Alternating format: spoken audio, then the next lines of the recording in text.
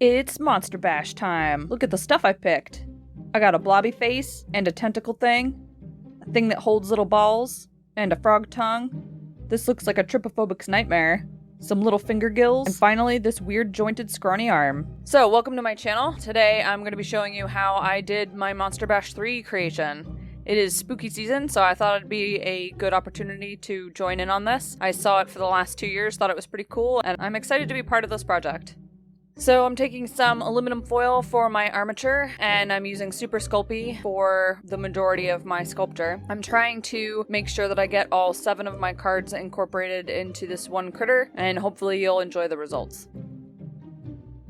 So I'm just building up the armature right now using the Super Sculpey and making sort of a weird slug person thing. Slug guy? Sluggo? Since the one card has the goopy face person, I decided that I would go with the goop look and that it'd be kind of goopy all over and gooping its way across the goopy ground.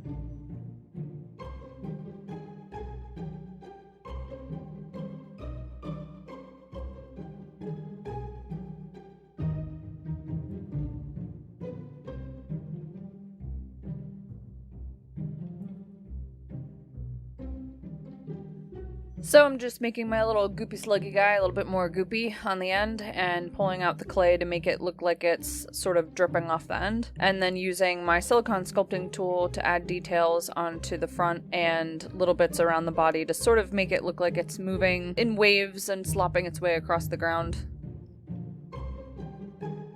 Then I'm just going to take some little balls of Sculpey and press the tops on, and then use my silicone sculpting tool to blend in the top to make it look like it's dripping down the body, both down from the head and then down along where its body is crawling. And I just layer these up to give it a really drippy effect all over.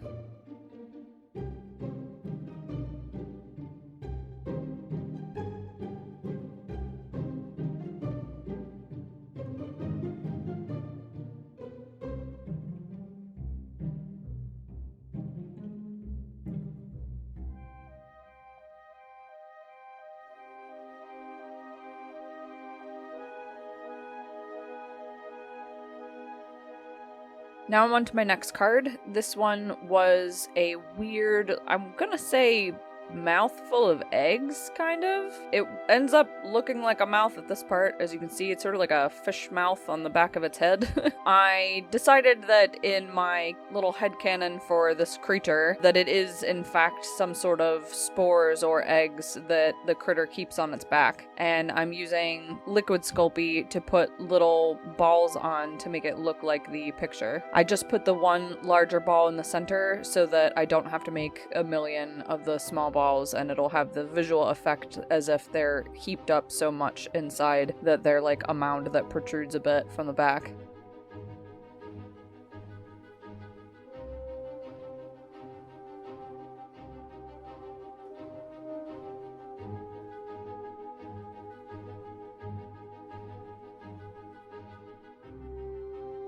I was kind of thinking about how crabs and lobsters and shrimp have this little leg things that are special for holding eggs in place. I decided that the next card, which from my perspective looked sort of like little arms, I suppose maybe even little gills, I used those like special little hands that just go over this egg mass and hold the eggs in place. Unfortunately, I lost the video of just putting them on, so I only have this brief shot of making them.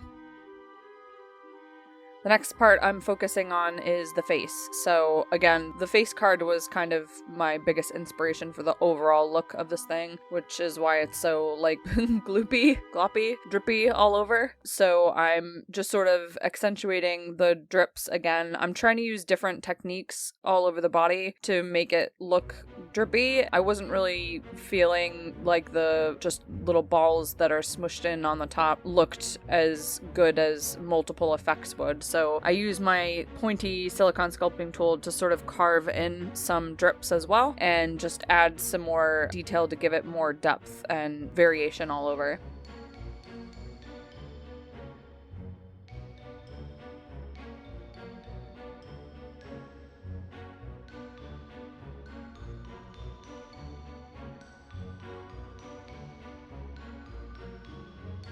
and I'm just adding more balls to build up the face and really make sure that it's drippy all over it before I start to put facial details in.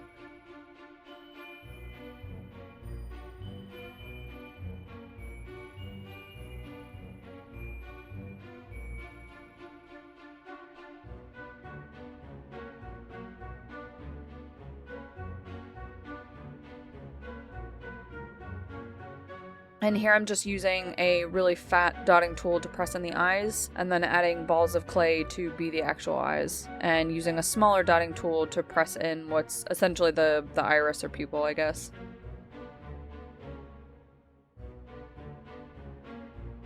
I'm just putting a little drip over the eye, as that card had quite a bit of drips in the face.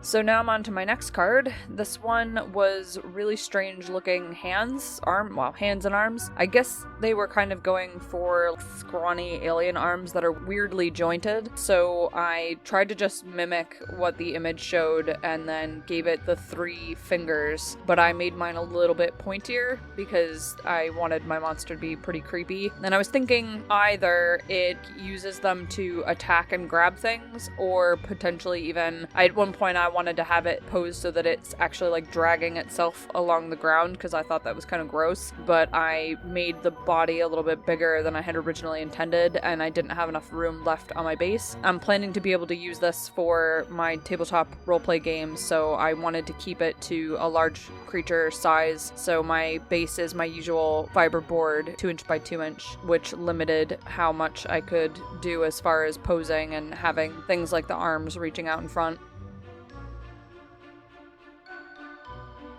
Now that I've got my really weird creepy arm attached, you can also see that I used the dotting tool to press in some spots. Those were another card that just looked like holes, which reminded me the back of a pippa, which is a type of frog that gives birth out of its back. I think this kind of just went along with my whole trend of eggs being held on the back, and it just, I don't know, it kind of all flowed in my mind that if it gives birth on its back and holds its eggs on its back, that it would probably have these weird creepy hole things.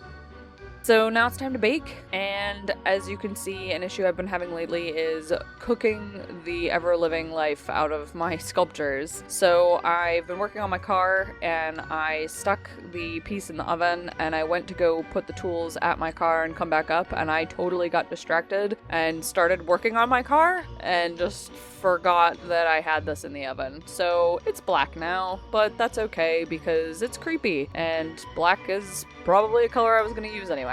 So because I decided that this was going to be something very different than what I usually do, I hate the color pink, and I decided that since the whole thing got cooked to death and is now completely black, that it would be fun to go with a color that I don't normally use, and I went with all pastel pinks and purples for this thing. As you can see, I did a bit of a brush over with just a really light pastel pink, and it really made those deeper details pop. It gave it a really funky tar look that looked pretty cool. So then I just go over it several times, boosting that pink color and trying to make it look like there's sort of drips of pink coming off of it.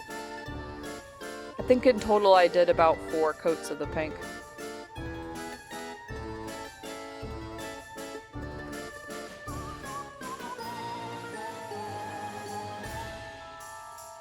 Here I'm just going back with a clean, wet, thin brush and taking off some of the excess paint because I wanted to make sure that I had really good contrast. So while the pink was still wet, I went in and removed a little bit of it that was thicker than I wanted.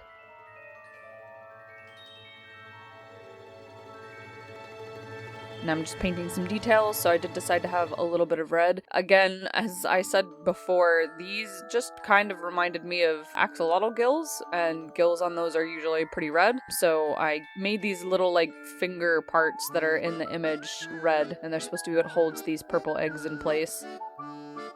And since I made the eggs purple, I decided I would make the eyes purple. And rather than have everything be exactly the same color, I decided to make some stuff more reddish. So I did a bit of a back blended transition for the arms so that the hands are like a pinkish red, and then they slowly get paler and paler as they get towards the body. And then I did the same thing with my little weird egg hands. And I almost forgot a card way after I baked this and started painting it. I remembered I needed to do a froggy tongue. So I sculpted a frog tongue real quick, threw it in my oven, did not forget it, thankfully. Used some E6000 glue to glue it in place and painted it up real quick.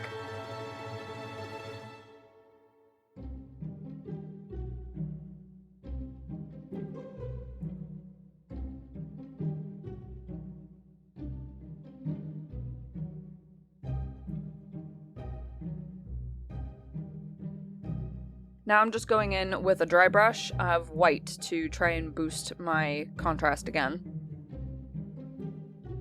The main feature for me on this was how much texture and depth it had, and I really wanted to make sure that I kept that. So after I do my white dry brush, because it's a creepy critter, I have no problem with doing a dark wash after a white airbrush, because it's not like I'm trying to do any special highlighting or anything. It's more just I'm going for whatever boosts my contrast and makes it look the creepiest. So I do this wash in all the areas that I'm wanting to accentuate the depth a little bit more than already is. Since most of the body was already the pastel pink and black, I didn't really need to do this much on the body, but I did do it quite heavily where the eggs are so you can see the depth of them, and then on the arms to make sure you could really see how the arms are bent in a really weird, unnatural way.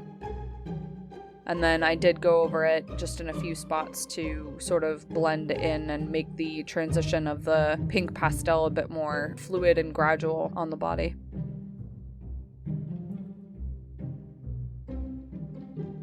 Here I'm going back to my base. I had just done that little bit of paper mache with toilet paper and PVA glue before. I let that dry, and then I did a brown base coat, and then I just do a quick wet sponge of green over top to give it a bit of a muddy grass look.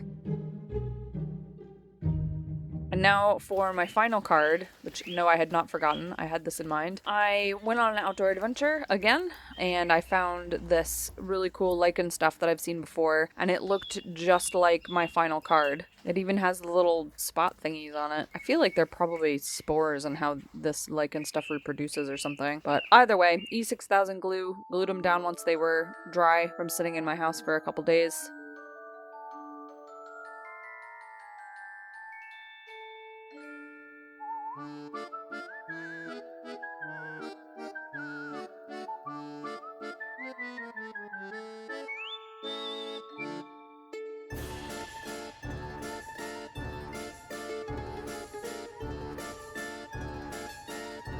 Then I am moving on to adding the liquid to my drippy piece.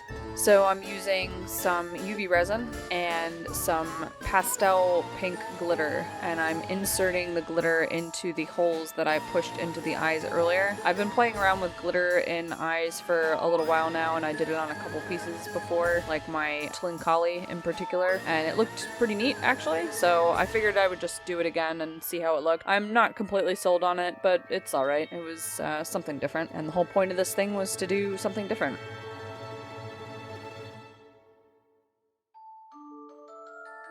So I just take my UV resin and I put it all over this thing. I use my dental pick to sort of guide where the resin's going so it doesn't totally drip everywhere, and just make sure that I get at least a thin coating on everything.